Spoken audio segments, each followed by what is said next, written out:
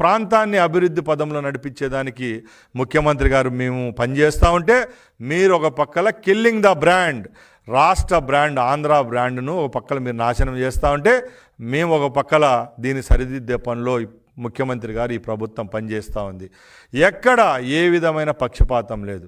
విద్యార్థి లోకాల్లో ఏదైతే ఈ రాష్ట్రంలో విద్యార్థులు ఉన్నారో వాళ్ళ భవిష్యత్తు కోసం ఎప్పుడూ లేని విధంగా మేము పనిచేయడం జరిగింది. దానిలో భాగంగానే మన యువ నాయకులు లోకేష్ బాబు గారు ఎప్పుడూ లేని విధంగా విద్యారంగంలో ఎక్కడ రాజకీయ ప్రమేయం లేకుండా ఈరోజు స్కూల్ యూనిఫామ్ల దగ్గర నుంచి వాళ్ళు భోంచేసే భోజనాల వరకు అన్ని దానిలలో నాణ్యమైన సేవలు అందించే పనిలో విద్యాశాఖ ఉంది.